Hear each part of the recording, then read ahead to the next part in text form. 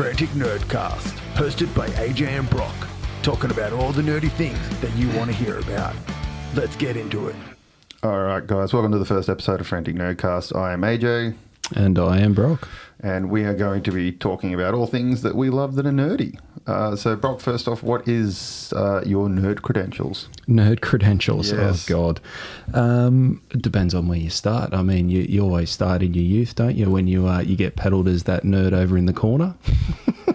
And then it just grows from there. I must say, being a nerd has changed since when we were young. 100%. 100% it has. A little bit picked on for when you're comic reading and all that kind of stuff. And now it's the cool thing, all thanks to Marvel. Mm-hmm, definitely.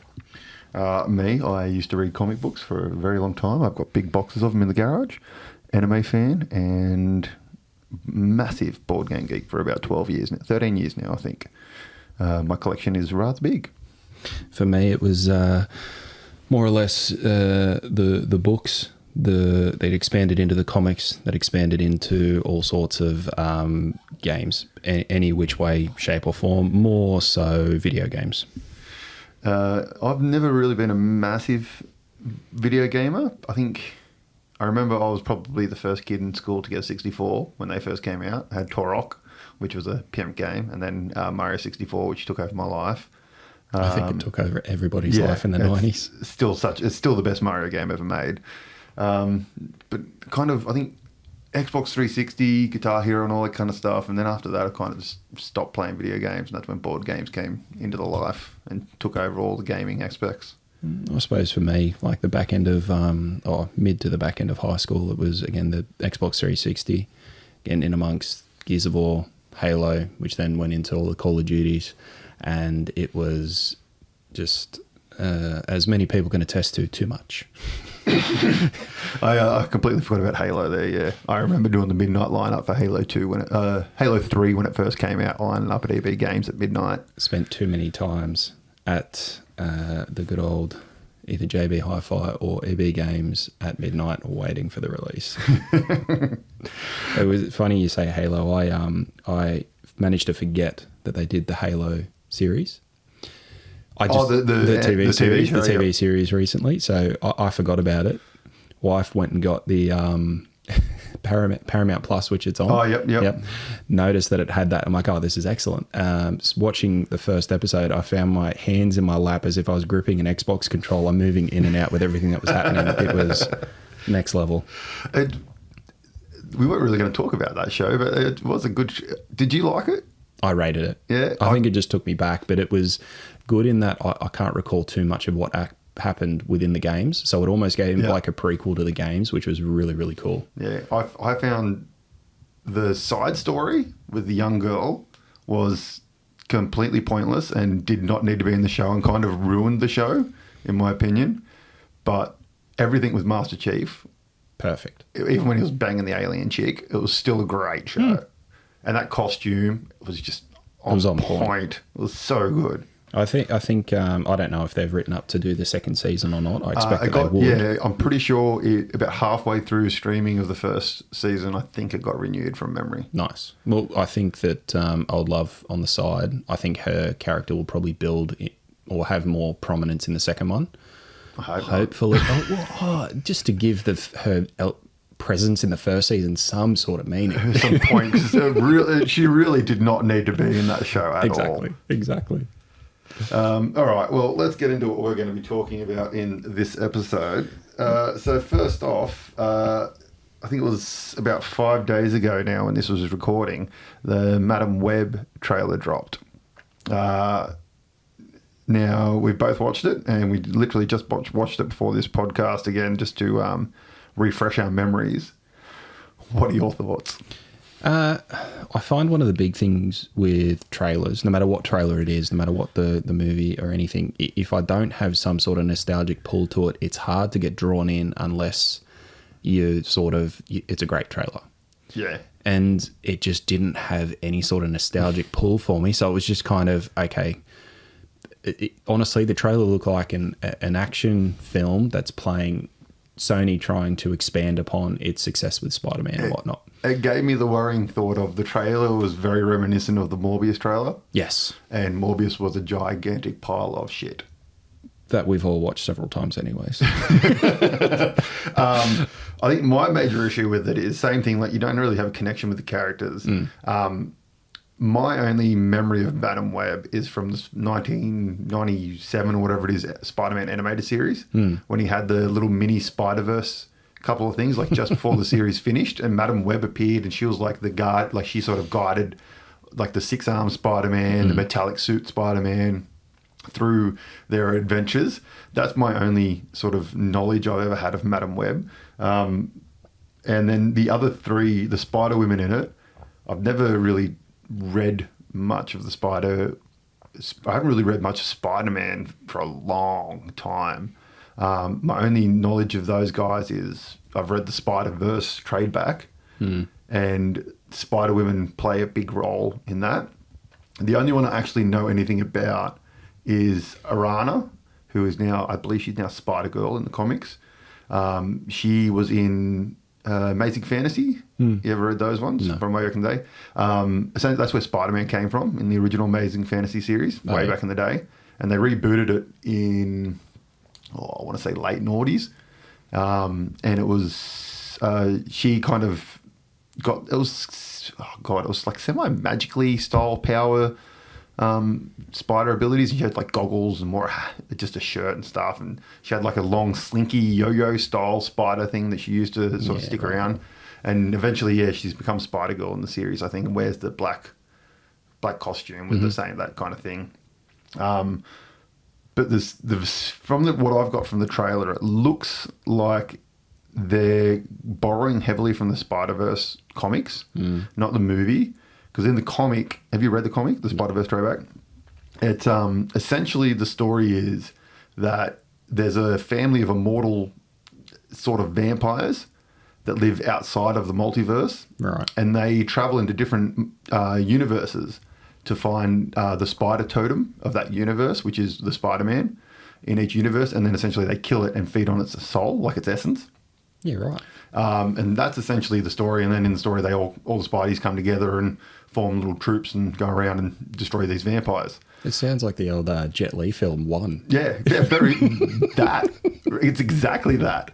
So it kind of looks like that character that looks like the Spider-Man looking guy in the trailer. He is going to be one of those mortals or like some form of that. But I read on Wiki that this Madam Web in it isn't actually any of the real Madam Webs. It's like a new Madam Web created just for the movie. Okay. So, I don't know. Oh, look, if they do that, at least they're trying to give it some form of spin to it. I mean... Because the original Madam Web is a mutant. She's not actually anything really to do with Spider-Man or their powers and stuff. She's actually a mutant who has like psychic powers. Right. And she can like sense other people's auras and stuff like that. And then she died of some mutant disease or something, and she then found out she could hand her powers over to someone else, and that person then became the new Madam Web. Sure. So, I mean, even with the way that Marvel's or the direction that Marvel's heading, it probably would have been a good idea to have that factor into it. I mean, especially if Sony and Marvel are trying to maintain some form of relationship, which... Apparently I've read online from multiple sources, they're usually all bullshit, like most of the stuff on the internet is to do with Marvel. But apparently they're trying to do a connected Spider-Man universe with MCU. Okay. So it won't be connected to MCU, it will only be connected to the Spider-Man of MCU.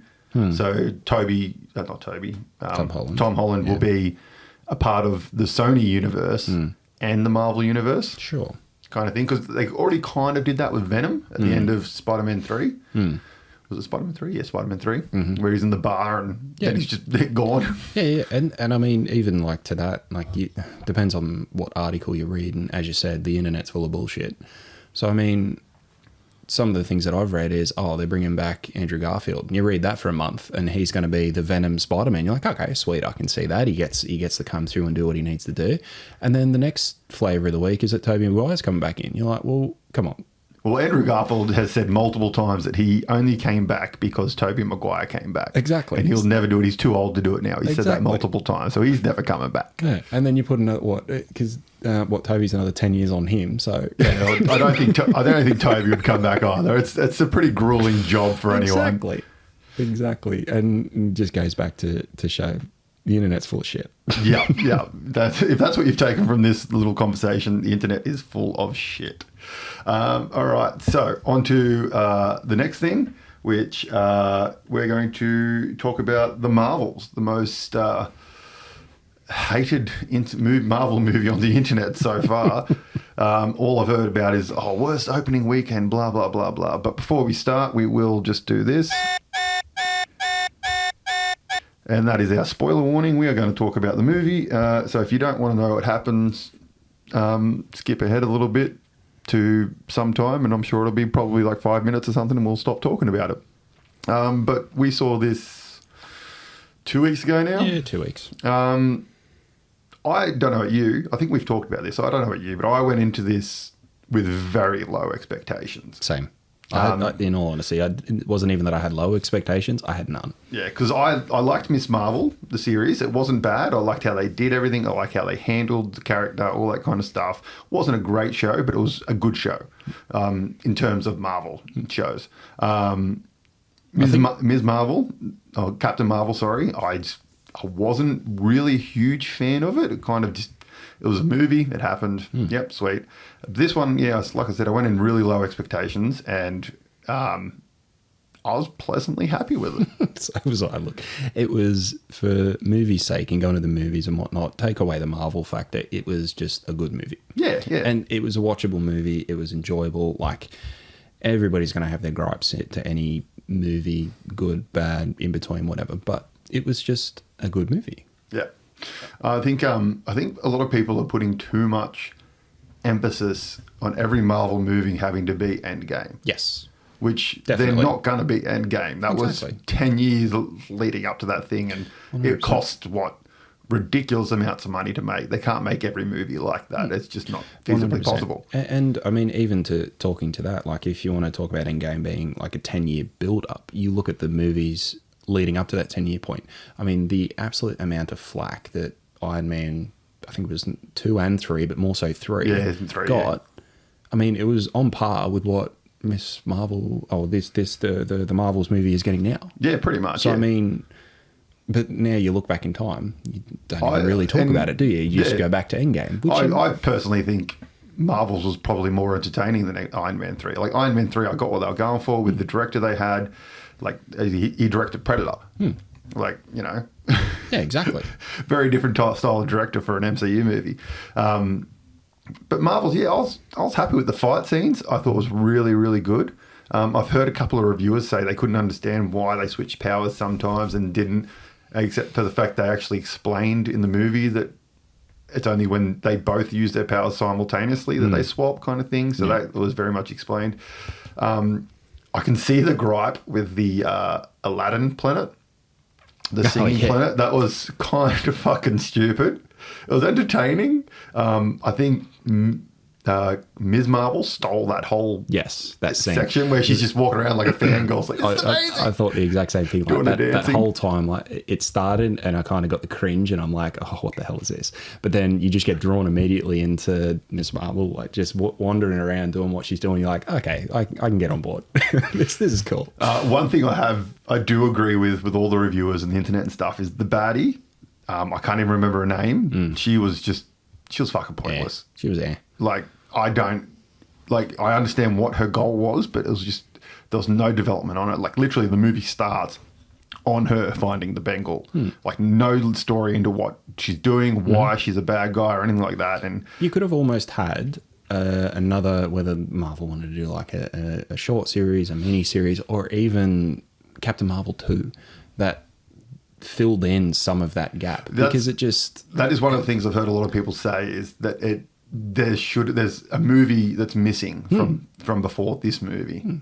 And for how many have been culled, this is probably might have been something that did get culled. It just wasn't at the forefront of Marvel saying, hey, look at all these movies we're doing. I think they just I think they don't know what to do with Captain Marvel. I think they brought her in because she's a really popular character in the comic books. And then kind of went, oh, shit, we've done a backstory. What do we do now? She's way too OP. Yep. Let's just put her with 2 other characters who are very similar to her. Yeah, and I found that the character development around the other two was better than what Captain Marvel's was. Yeah, 100%. And I mean, the storyline, it wasn't amazing. Like it could have. I reckon, if it focused more on Carol and Ms. Marvel's relationship, I think that would have been a better movie. I don't think the other one from WandaVision, I can't remember. I can't remember. I don't think she needed to be in the movie. Like, I get her story that she's connected because she was a little kid in the first Captain Marvel and all that kind of stuff. Like that, she could have just sort of popped up a couple of times. I think the relationship between Fangirl becoming the superhero and like that mentor role, and then realizing what you have to do as a superhero, like it's shit, kind of like that one moment we're on the planet and we can only save who we have to save, all that kind of stuff. That, I think that would have been a better movie. And which led in nicely to the old passing of the torch at the end. Yeah. Where she goes and sees, what's her name, Hawk Girl, the young Hawkeye, whatever the name what's is. her name in the comics? It's Speedy's DC. I think she's just Hawkeye, maybe. Or, I can't remember. I'm sure she's got a name. Someone probably tell us. But I mean, I really like that because they've been setting up Young Avengers for ages. Yes. And then the post-credit scene, which was just... That was phenomenal. People have been complaining about the CGI and shit. I don't care.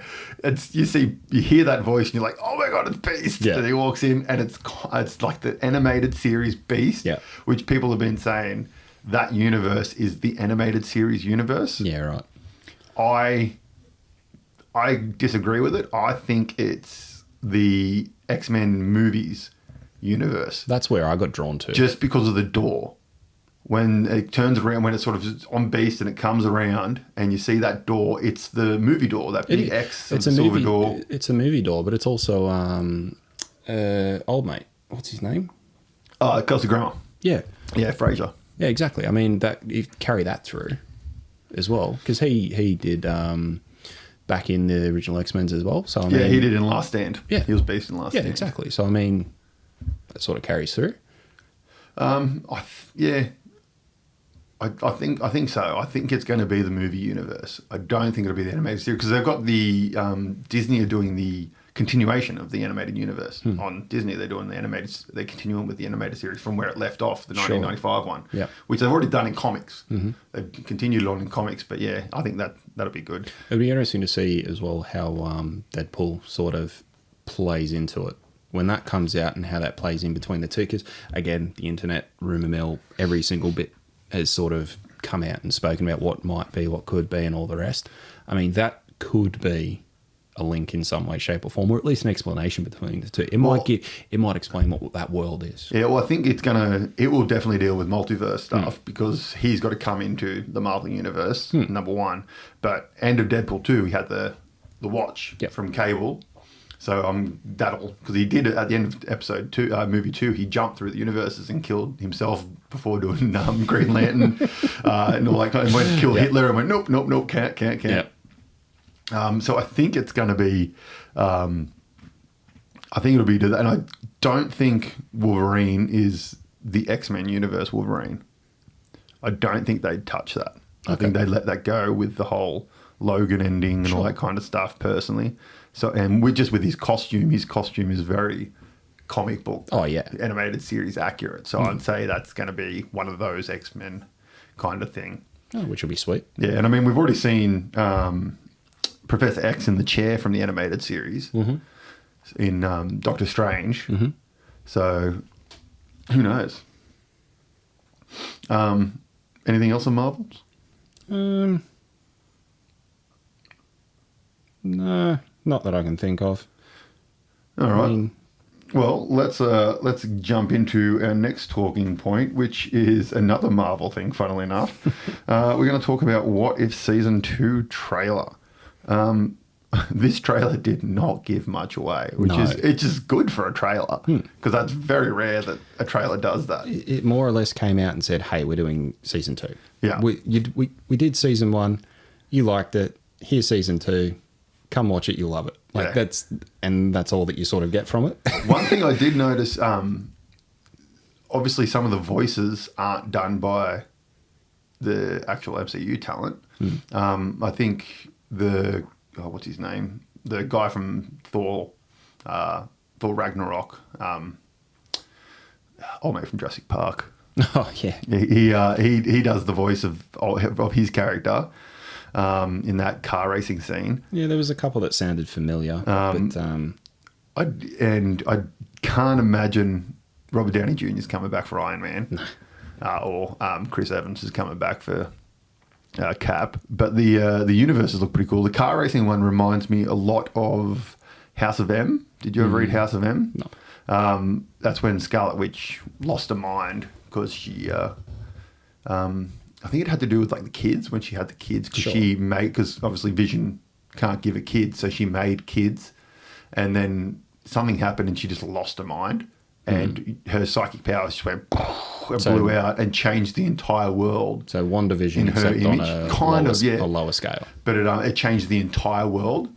Sorry, And pretty much WandaVision being a lower mutants scale. became the dominant power. Like Magneto was he was like the ruler of the world kind of thing. Sure. But essentially Iron Man in that universe, he was like a gladiator in like an iron, like he wore his Iron Man suit and he was in like iron wars, Right. like these big like gladiatorial battles in armor and stuff. And it kind of like, it wasn't in cars and things, but it kind of reminds me of that sort of scenario, which looked really, really cool. Then there seemed to be a lot of Peggy Carter as Captain Britain. Yep. Which I like because I like that character. I think she was a great character in the first season. And I'd say they're going to have that multiversal Avengers again. Yeah. Kind of looks like. That's what it definitely seemed like what it was drawing on. Yeah, it'll be interesting to see if, because I think that opening scene where they're at the circus, whether that is almost like the multiversal sort of Avengers kicking around, or whether it's just associated to their own thing. Because it was Hank Pym as Ant-Man, Peggy, Black Panther, but I think it's meant to be the dad because he's got the ribbon around him, which is what the king wears. Yep. So I'm guessing it's meant to be him. So it kind of looks like it might be like earlier version of the Avengers before like MCU kind of stuff happens. It kind of seems like. But yeah, and then a fair bit of Nebula. I noticed like she had. It looks like she takes off Thanos' helmet. Yeah, I picked up on that. So she might be the Thanos in a universe kind of thing. Because there was an episode that was taken out of the first season that didn't air, and it was Gamora was Thanos and had the gauntlet, and like she's in the last episode when they're fighting the Ultron guy, but they cut that episode for some reason. I'm not sure why. It was meant to be her and Tony trying to get the stones or something like that, I think it was. Yeah, right. But for some reason they cut it, which kind of was weird because that Gamora Thanos turns up in that last episode and you're like, who the fuck is this character? Right.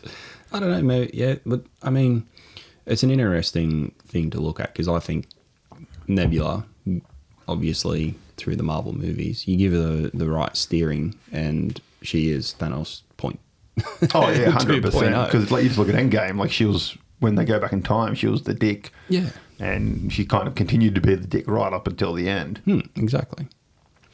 So I kind of hope that they play onto that, and it'd be cool to see her a little more OP than what she was in the Marvel movies. Yeah, and it looks like it's got the evil Doctor Strange from the first one come back. Yeah, that definitely looked like it. The one who destroyed his own universe by going back in time, trying to save his wife. One thing that I didn't know is who he's gone back for. The old school, like American Indian tribe persons. Oh, to me, that kind of looks like, I don't know why they would go this route, but it looks like Morningstar from the X-Men. Right. Who is I think she's a Native American, and she's got, her powers are kind of like,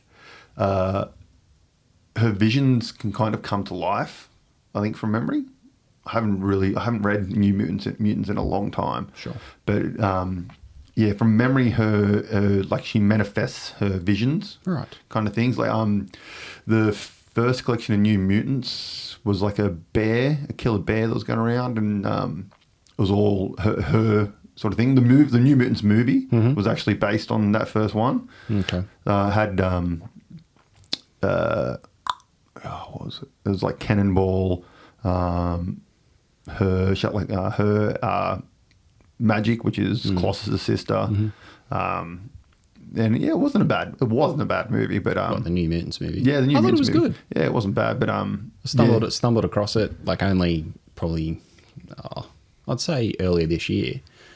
Just one hungover morning and watching something that I hadn't watched in the past. I thought, you know what, I didn't see much about it when it first came out. But I mean, it's because it was delayed for like 2 years, I think. Because I think it was. I enjoyed it.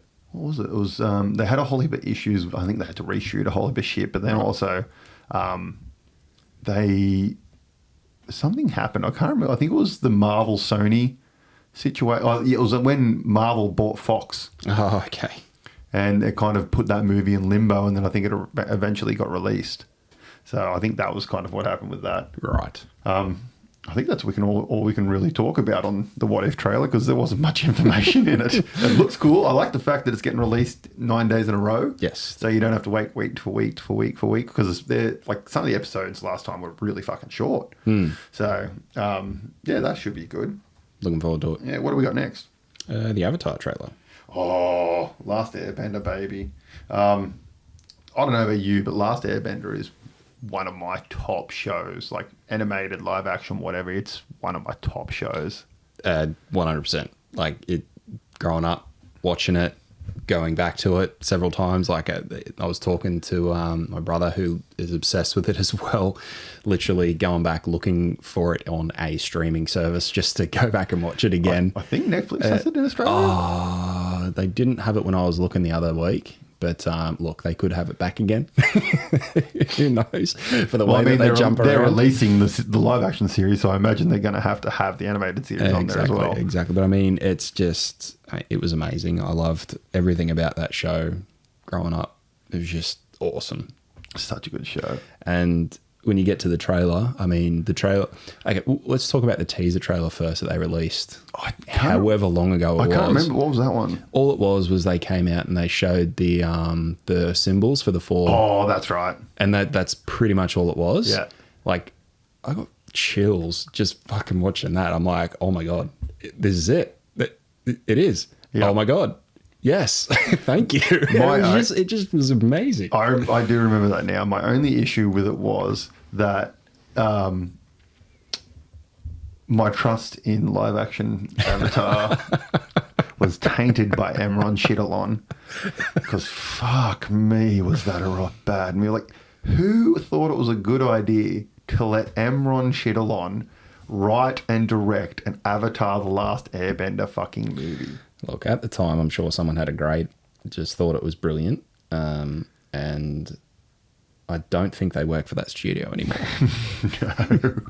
No. I don't even think fucking Emron Shittalon thought it was a good fucking movie. Well, I don't think he talks about it too much, so.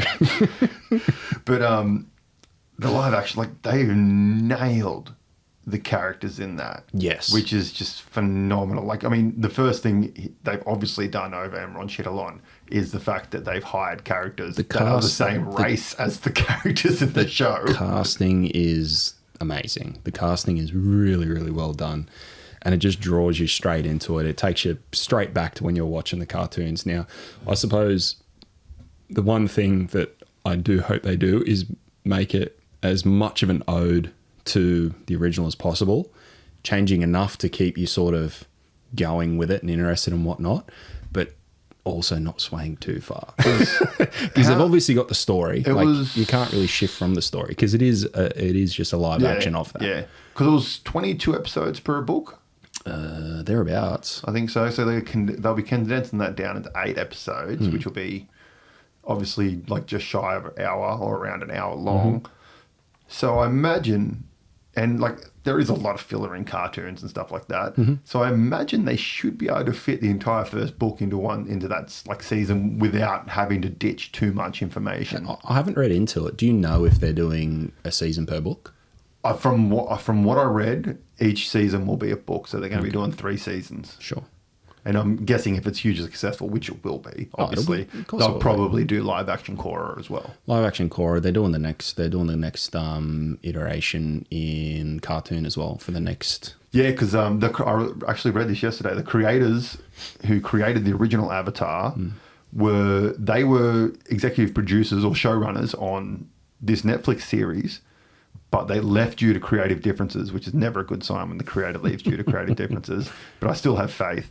But apparently, the Nickelodeon studios who released the original Avatar have brought them in, and they're running an Avatar department of Nickelodeon, which is going to be working on multiple shows under the Avatar universe. The other thing I liked about the show is the trailer. The big daddy fireman, like the boss of the fire, I can't remember his name for the life of me. I think it's him, but the guy who voiced him in the cartoon is the one who's playing him in the show. Oh, that's awesome. I'm pretty sure it was him, but one of the Fire Nation guys, the voicer, is the actor, and I'm pretty sure it's him. It's the dude from Lost. Yeah. So that looks good. And then Oppa. He looks so good in the trailer. Oh my God, he looks phenomenal. The special effects look brilliant. The only thing I'm actually concerned about is how they're going to show the bending. Because that was one of the things of Emron Shittalon's, like the bending just looked fucking atrocious. It did. So I'm hoping they just follow the very simple, the very simple styling that the cartoon went with the bending. And I agree. Like if they can keep it simple yet just hit the point of what they're trying to do, then it'll be perfect. Like if they pretty much mimic, as you said, it'll work. I mean, that's what they did with One Piece. And it worked phenomenally freaking well. Have you watched the live action One Piece? I have actually. Oh, I thought it was great. So good. And they nailed it. Like the characters looked like the anime. They acted like the anime. Yeah. The only one, it's kind of that series, if it can, which obviously at the moment it's going to continue for season 2, it's been picked up. But if it continues, I'm very interested to see how they will treat Nami's costume. Because in the anime, she goes from a nice little simple costume, especially after the time skip, which is like, 600 episodes in or whatever it is. After that time skip, her costume is essentially super low-cut jeans with a bikini. And her boobs grow drastically over that. So I'm very interested to see how they change that costume in the show. Something tells me they're going to continue with what she's got. Yeah, I feel so. But she was phenomenal in that show. She was phenomenal. But yeah, I think the only thing out of Avatar that I really hope they do, and I just want to see it, is Aang when he floats around on his little air ball. When he sits in that little monk pose and he floats around in the air ball. That's the only thing I want to see in live action. I think that would look awesome. I hope they keep that. I reckon, that's something that like draws you into him. I think they'll do it. Yeah, they have to do it. And my favourite part out of book 1 is that end, like when the Fire Nation are fighting the Water Nation part, like that big standoff when Aang's in trying to he talks with the dragon lady and all that kind of stuff. And I want to see how they do that because that was awesome in the cartoon. So I really hope it was fucking. I really hope it was awesome. If they want to do it well, I reckon they'll have a whole episode just for that. Oh yeah, 100%. I reckon that'll probably be like 2 episodes right at the end. I think it's only 8 episodes, but I hope it's 10. It'd be nice if it was 10. Movie length at the end. Yeah. Big, massive movie length episode right at the end there. All right, so that's Avatar. What else have we got on the docket? So we're going to jump into some comic book talk now. Now, this is a comic you haven't read yet, but I've given it to you to read. It's on the list, yeah. And it is Batman the White Knight series. So it's done by Sean Murphy. He writes and draws it, and it kind of... They gave him the go-ahead to sort of do his own universe. So it takes place in a sort of its own universe kind of thing. But essentially, the first White Knight was okay. It was just another just a different take on it kind of thing. But it was the follow-up series, which are really, really good. Especially, I jumped in on Batman Beyond the White Knight, which is, I think it's the third series from the books. And it's essentially Batman is in jail because he's just old and crippled. And then like Nightwing is now like a GCPD officer. Sure. Diana Troy is like FBI kind of thing. And this big tech guy is he's like creating like an army of robot Batman kind of thing. And Batman needs to break out of prison, and then all of a sudden he gets a VR version of like the human Joker. So not when he's Joker, when he's like the normal human guy. Right. And he's in that, like this Joker helps him break out of prison and stuff like that. And then Harley Quinn has kids with the Joker, got 2 kids, a girl and a boy. And they're like both like a rebel-y kind of thing. One's a bit more like the Joker, one's a bit more like the human Joker. Harley Quinn and Batman are actually married in this one. And like Bruce Wayne's like Uncle Bruce and stuff like that. But then Batman Beyond comes into it as well. So you get the Beyond costume in it as well. So it draws on a lot of like the Batman universe. Yeah. To create something new and just a little bit different. Yeah. Actually, it sounds pretty different. And it's really, really good. And then they did follow-ups one after that of I think it's called Joker Generation or something like that. And it's sort of continues straight on from Beyond White Knight, where it's the Joker hologram thing takes his kids on like this tour of Gotham, and you see all these other villains like Captain Freeze and Mr. Freeze and Poison Ivy and the new Harley Quinn and all that kind of stuff. It's really cool just the way they've done it. And you've seen those characters in different lights, like Diana Troy as an FBI agent, like all the original Robins and stuff as police officers now. Barbara Gordon runs the police, but the police are different to these GCPD officers. They're like a anti-superhero kind of force and all this kind of stuff. So it's really, really cool. I recommend anyone out there to read it. Okay. You don't really need to read from White Knight on. Like I said, I jumped in on Beyond White Knight and I was fine. And then that's when I realized after I read that, I was like, oh, there's 2 series before this. So it's really good. It's Batman White Knight, Curse of the White Knight, and then Beyond the White Knight are the 3 main series, and then there's the 4th one, which is the Joker Generation, I think it's called.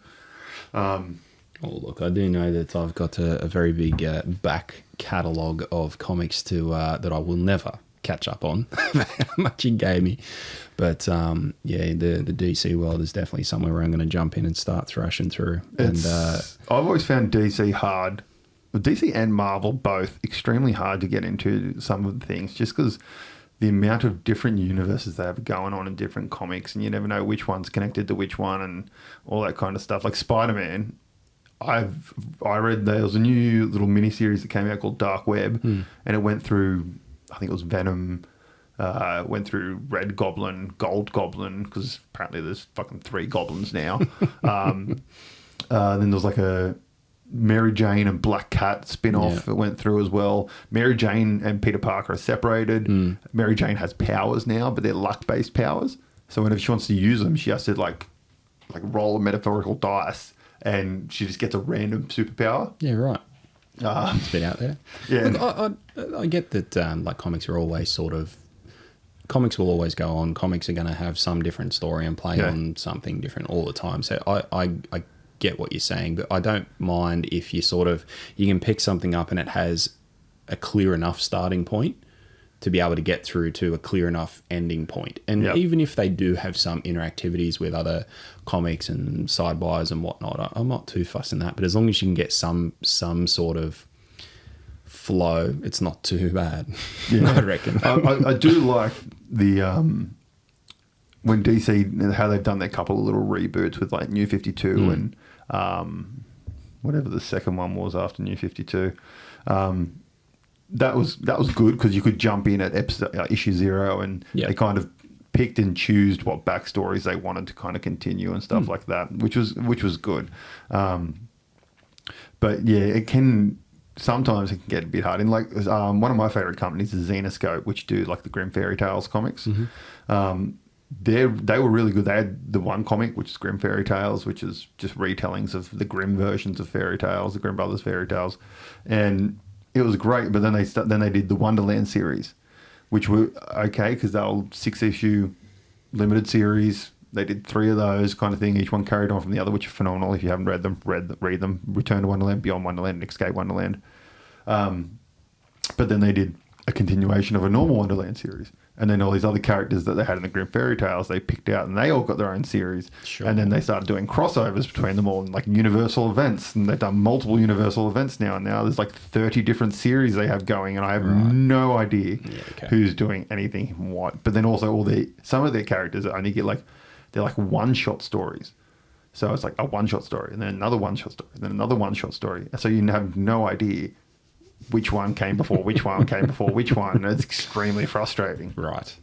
Whereas like Aspen Comics, who do Fathom, which is my favorite comic book on earth,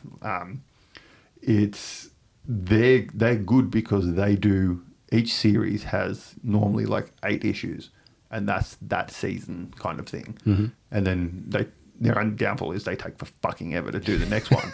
But then they've only got like...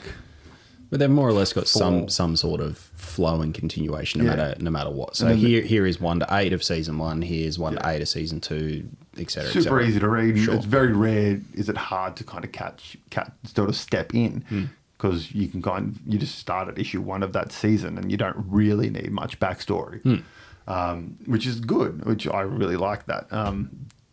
Top Cow is another one of my favorite comic mobs, and they do, because Witchblade was one of my favorite series, and it was phenomenal. But it was great at the start, but then it also started to get into that same issue where you had Witchblade, and then characters, and then you had the Darkness, and then other characters from the Witchblade universe like Magdalena and the Angelus.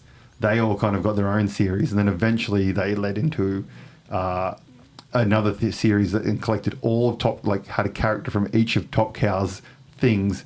They were all one part of this artifact thing, and there was 13 artifacts, and they all connected. Then that rebooted the entire universe, and it was just a bit of a nightmare. But yeah, it's still good. It's still good. It's hard to get into it, but yeah. But anyone that wants to read Witchblade, I highly recommend it. It's finished now as well, so it's easy to jump into and just read along. Some little parts are a bit confusing due to the multi-crossover things with Darkness and the Artifact series, but yeah, it's good. I recommend it. All right, what do we got next? We've got kicking on to the third part and actually talking about gaming. Gaming, all right. Yeah, that's so right now, currently on Kickstarter, as this episode is recorded, and I think there's still a few days left on it, is the DCeased Zombiecide. Speaking of comics, great series. If you haven't read it, I highly recommend reading it. DCeased. Essentially, it is like an alternate retelling of when the Justice League, in New 52, when the Justice League first get together and they're fighting Darkseid. Essentially, in the comics, what happens in the normal comics, they beat him, he fucks off back to what's this planet called? Doom. Have you always called him Darkseid? Is it Darkseid? Darkseid. Oh, boy, sure. He fucks off back to, what's his planet called? Battle Planet? No, it's planet. Oh god, a planet. It's like Planet Ohm or something like that. Yeah. Well, he fucks off back to that in the comics, and he gets beat by the Justice League. In DCeased, essentially, he fucks off back to his planet through the boom tube, but he takes Cyborg with him.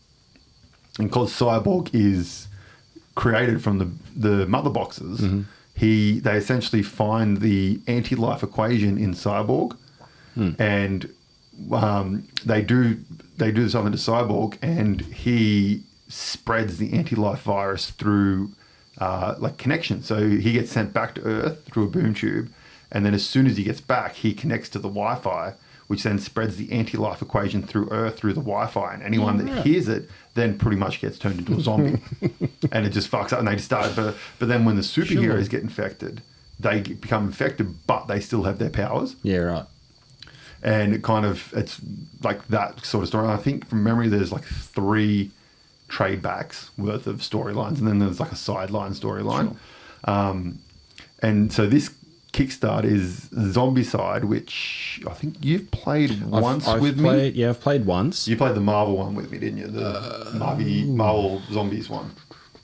I can't remember now, to be honest. I remember playing the game. Yeah, so essentially Simon Games, which is Cool Media Internet Games, they've done, what is it? It's the original Zombiecide, then they did a season 2. They've done a fantasy version with orcs. They've done a Western version. They've done a sci-fi version. Then they re-released the first version. Then they did Marvel Zombies, and now they've done this one. Yep. So there's nearly 10 different versions of Zombiecide. And essentially, it's the same fucking game. So it's just... And like each time they do a Kickstarter, they get over $2 million. Oh. It's ridiculous. Because it's amazing how they do it. They're geniuses. So they'll open the campaign, and then they're like, here's the base game, and we're going to give you a metric fuck ton of plastic crack. And you're like, sweet, throw my money out. It's fucking $90. Fuck yeah, take my money. It's a lot more now. I think this one's like 150 or something like that.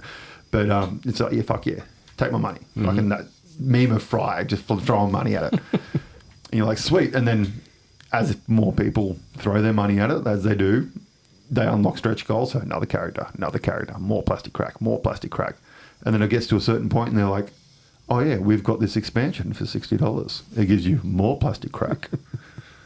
And then everyone's like, fuck it, throw my money out. So you get more unlocks, more minis. And then they're like, about 4 days later, they're like, oh, we have another expansion.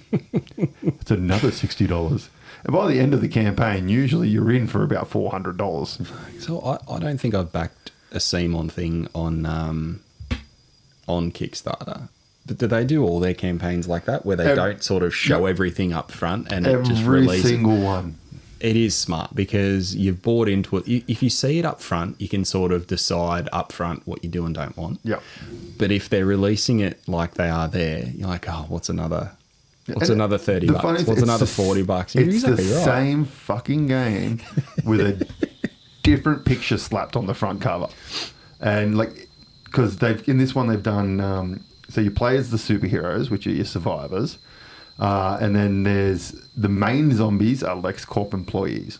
So you have like your walker zombie, your runner zombie, and then your brute zombie. Yep. And essentially it's like a normal worker, a running worker, and then the brutes are like in Lex armor. And then you've got some superhero zombies who are like, they were added in Marvel zombies. Essentially they're like, I think there's like 2 or 3 of them on the board sometimes. And then sometimes a couple more can come out, but they're like, they've got their powers. Essentially, so they have an ability, but and you have to hit them like 4 times instead of once, what you do with the normal zombies. Sure. So it will be pretty much, I reckon, very, very similar to the Marvel version in relation to you. I reckon find someone with the Marvel version, compare the cards. Yeah.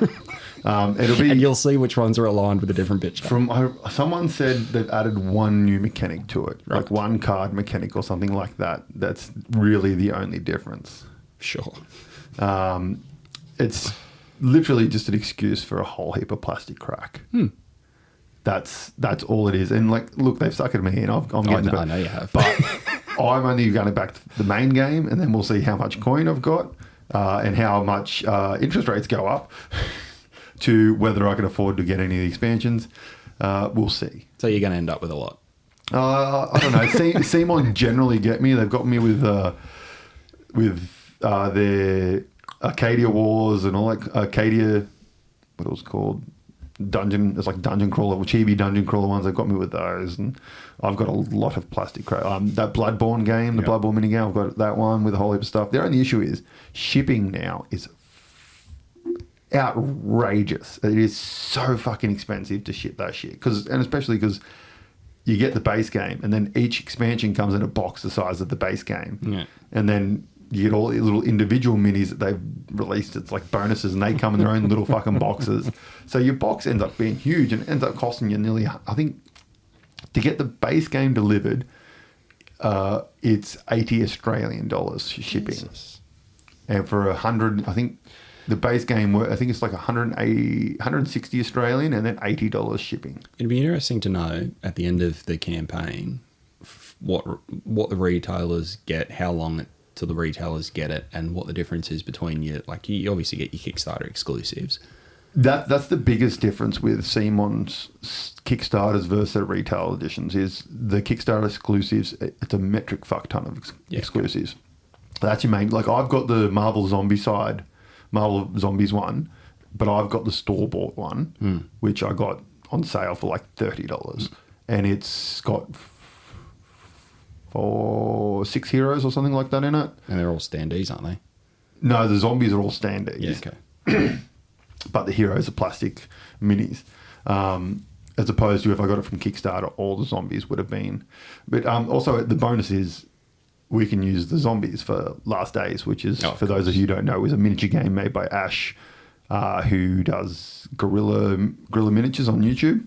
If you're into mini wargaming, which we will talk about in this show because we both love it, he does his channel is amazing, so go watch his stuff if you're into mini gaming. If you haven't seen it, which I'm sure if you're into mini gaming, you probably have seen his channel. I'd say so. Yeah, so I mean, I was up in arms, and I'm still up in arms as to whether I'm going to continue to back it or not. It's just because whether we'll play it or not, but it's just the minis will be useful for other things, and I kind of just want to paint them. So who knows? That's what I say. Like, even when I looked at it, I decided pretty quickly that I wouldn't back it because, I mean, you're the only person that I'll probably end up playing. So there's no point in us both getting it. Pretty much. But I did say that the sculpts look pretty damn sweet. Yeah, they do look nice. I did think that the green canary one looks awesome. Comes with like a nice little green thing, which if the comics essentially, spoiler, she is it's like Black Canary. She gets one of the green power rings. Sure. Because Hal Jordan gets zombified. Yep. So that is the DCeased Kickstarter. So we're going to go talk on to our last thing now, which is, what is it? TCG mechanics. Yeah, Favorite TCG mechanics to a new player. Yeah, so you are new to the TCG world as of about this year, I think it really is. You kind of started getting introduced to it. Probably in the last 12 to 18 months, I reckon. So you essentially have played, what have we done? We've done Vampire Rivals. You've played Magic. You've played WeCross. Yep. We've played some old ones like BattleTech, Dragon Ball Z Panini Edition. What else have we done? I've done some Digimon, some Flesh and Blood. Oh, yeah, we did a fair bit of Digimon, Flesh and Blood. Doing the Universus. Oh, yeah, Universus. Oh, such a good game. UFS for those old school players. Yeah, so you're kind of new to it. What's your kind of take on your favourite mechanic that you sort of experience while playing it? It's one of those things where, I mean, you get drawn into the thing that you did first. So we probably started, I think, with Digimon. I think that was one of the first ones that we did. Yeah, I think it was, yeah. And that was, I found that super simple, and it was one of those super simple, super addictive games where you can just sort of rattle off several games real quick. Yeah, because that was also when Digimon had first come out. I got a couple of boosters from Japan, and they had translated slip-ins in them. It was before it was released in English in Australia. So it was the first couple of sets, which were super, super simple. That game has now gotten extremely bloated like most Japanese games, and each card has 500 fucking lines of text on it. So I found that, like, that's simple, that's good. What I found with that one as well is I've got a young cousin. He is about 12 or so, 11 or 12, and even just cracking a starter with him and playing through it, like, he picked it up super quick, and that was just good to be able to do that. So I found that pretty good. Recently, definitely been loving the Universus, just getting My Hero Academia. I think that, again, like for entry players, that one is quite simple, quite easy to pick up to start with. It's that simple that I think your second game we played when we were both extremely drunk. Oh yeah. So it's it's not easy to teach a card game while you're fucking wasted. Yeah, exactly. So exactly, and that it's good, it's fun, and I think we've done this a couple of times where like we might pick up, like I'll grab My Hero Academia, you'll pick up Attack on Titan or something like that. Yeah. And because of the fact that they are interplayable between the different series, like that is a benefit as well. So you can sort of pick your poison and play through it. Yeah. So it's very much like Weishwartz, which is another Japanese one for those people who haven't played. And each set is a different anime. With UFS, it used to be called UFS. It had a lot of like Darkstalkers. Is that the video game? It's got like a bat chick in it. It had like that video game. It had Cowboy Bebop, Mega Man, Street Fighter, Mortal Kombat, lots of different sets. And it's kind of hit off now. They changed their name to Universes, and it's kicked off now with the My Hero Academia sort of sets, and they're just released their 5th set now for My Hero. Thereabouts, yeah. Yeah, Jetburn. And I love the mechanic of that sort of push your luck, the sort of push your luck part of you got to play a card, it's got a cost, and you got to flip a card and try and get that cost. And then the more cards you play, the harder it is to pay for the cards. I think that is one of my favourite mechanics I've ever used in any TCG/CCG. What I did pick up on as well that I quite liked is that you get your starters. I think your starters are very well balanced when you're playing a starter versus starter. But if you take the time to build a deck, so go grab several boosters or whatever, build a deck, they are typically, if you spend the time, much better. Oh, 100%. Like, because what I found with Digimon is even when you build a deck, the starters sort of balance quite well, even with built decks. Yep. But this one I found, you take the time, you will have something that is pretty pimp. And it's very easy. Like Magic the Gathering, it's a great game. The only thing I hate about Magic the Gathering is the player base. Building decks for Magic is fucking hard. Like building a good mechanically running deck is very hard, and you've got to have the right cards, and there's each set has like 300 cards or something like that. It's fucking ridiculous, and it's just so hard to build a really well flowing deck. Whereas Universes, it's very like all cards kind of interact with each other, and I think that also has to do really well with the mechanics of the game. Like the foundations are your resources, kind of like they can function as their resources, but they also function as cards during battles. And then just that simple, you don't have to have mana cards out. You flip a card, and if you can't reach the cost, you turn some foundations, and then you can play the card kind of thing. And it's very push your luck, not push your luck, but strategic. Like the strategy in the game doesn't come from I've got these 3 cards that I need to get out so that my mechanical engine that I've constructed fucking flawlessly destroys your 20 life points. It's more, okay, I've got 4 attacks in my hand. If I play 2 of them, I only have 2 cards left when you're attacking me on your turn because I don't draw until the start of my turn. So I need blocks, so I can't play that because every card is a block. And I can't play that, but then you're also looking at your cards like, I've got a really good attack, but that's my only low block.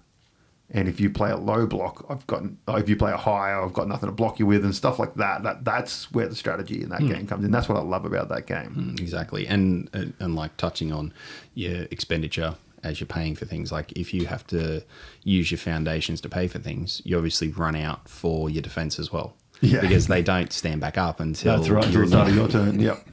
So it is really cool in regards to that. So yes, it's good that it's as I said, it's easy to pick up, easy to play. Like you don't need much strategy to get started, and then once you've sort of got your head around a little bit, you start to bring that strategy into it more, so which makes it more enjoyable. So I'm quite enjoying that game at the moment. Yeah, there's one that I've played a long time ago. It's still massive in Japan. When we were just over there a couple of months ago, it was still in all the card shops over there, and that's fucking Duel Masters. So it's kind of Magic Light, right? A lot of people call it.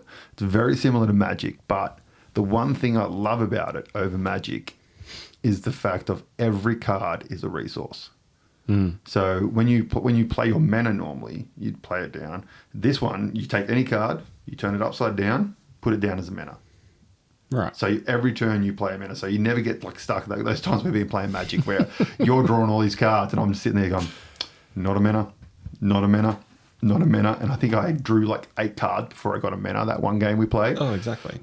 Which is it's just painful to do that. It just makes the game not fun. And Force of Will kind of dealt with that because Force of Will it's essentially a Japanese copy of Magic. They have a separate meta deck where you have your leader in play, and if you want to draw a meta card, you tap your leader, and then you draw a meta card from your meta deck, and then you put it into play. And so essentially every turn, unless you put your leader into play, which flips them over, you draw a mana. So that kind of dealt with that situation. Sure. Well, one interesting thing that I found talking about Magic is whatever those 2 decks that you had, the red and the white. Red farm, so mountain and plains ones, Yep. So we'd verse each other in that, and I found that they were pretty well balanced. And it was pretty much based on what you drew at the time to be able to see who won. Yeah, they were also very, they're only like half decks as well. Yeah. So they're only 30 cards, opposed to 60, I think. Mm-hmm. Yeah. And one thing I found is that the Magic doesn't have appeared to age very well when playing. If you got people who want to play old versus new. Yeah, so essentially we played a game. I pulled out a 2000 and I think it was like 2005 or 2008 2003 I think it was championship deck. So it was the deck from one of the champions who won World Championships. They sort of turned their decks into limited edition decks. And we pulled out that, and Brock played with one of the I think it was 2021 starter set. I think it was one of those decks from that, the fire one. And I played with the championship deck and got walloped 4 games in a row. Oh, it was something like that, and it wasn't even like a thing where one of them you got close even. Like it was just, I think over the course of 4 games, I think he did 5 damage to me, and that was like it. Walloped. it was pretty bad. So I mean, like you don't expect things to sort of age well overall, but this was just next level. Yeah. And speaking of mechanics, one of the games I absolutely love the mechanics in, and we play this a lot, and it's just a shame that it's not released in Australia, unfortunately, is Wii Cross. Now, I understand Wii Cross isn't for everyone, just due to the fact it's, a sexy anime girls on every single card, which, it will put people off. But if you ever get a chance to play the game, play the fucking game. It's a fantastic game. The mechanics just flow so well. Games are about 15 minutes at most, usually. Give or take. And it's just beautiful. Like, essentially, you have 3 leaders, and then in front of each the leader you have a card slot, and each turn you level your leader up, and that determines what level of card you can pay out. There's no mana in speaking for playing cards. You just put a level 1 or a level 2. You can have a total of however much depending on your leaders and the assistant leaders on the sides, and essentially you're attacking. If you attack through and is unblocked, you do damage on your opponent. 8 damage and you win. Kind of very similar life point system to Pokemon and Digimon, where you have like a life cloth sort of thing.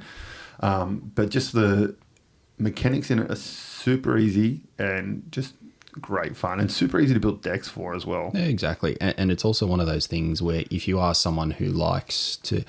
It speaks to 2 different types of people. One person who wants to grab a starter and just sort of have a bit of fun without sort of overthinking it. Which are well built as well. Yeah, they are well built and well balanced, I've found. But then it's also, if you want to spend the time to build a good deck and actually go into learning how those cards interact with each other and hit the strategy route, I mean, it's a lot of fun to play through that strategy route with such a simple game, like using the mechanics that you can. Like I remember when you first built 1 or 2 decks, and I just was going, I'll still run the starter.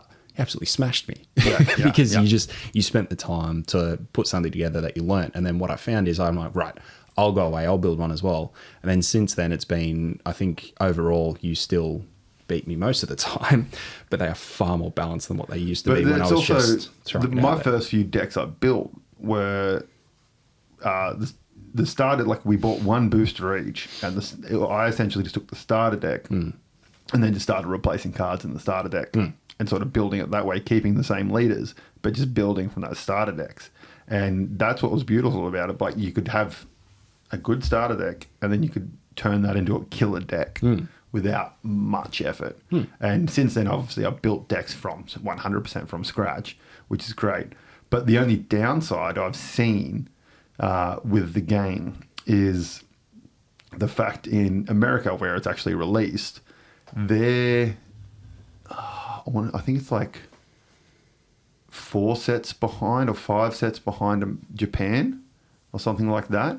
So the meta in Japan, they find out all the good cards and find out all the good combinations and stuff like that. So by the time a new set comes out in English, everyone already knows all the best cards to play. So the decks are instantly turned into net decks from Japan. So everyone instantly plays those fucking cards. And so that's why I imagine the competition scene would be fucking atrocious. Yeah. Not that me or you play the competition scene for any card games, because it's fucking toxic. Especially Magic's fucking scene. I've got $2,000. My deck is amazing. But yeah, so that's... I bought mine from Kmart. Woo! Anything else? That's all we had written down. It was more or less if you wanted to talk about anything else. Not really. I think we'll keep a couple of things for the next episode. I imagine next episode we're going to talk about Scott Pilgrim a cartoon. Yeah, I've got that on the list. Yeah. I think I'm going to watch that this weekend. That. Oh, it's phenomenal. Anyone out there, you need to watch it before the next episode so you know what we're talking about. So we're not going to spoil anything for you, because we will talk about the whole show. And I'm sure there'll be lots of other nerdy things in the next episode. So if you made it this far, thank you very much for listening. I'm AJ. And I'm Brock. And we'll see you next time. Catch ya.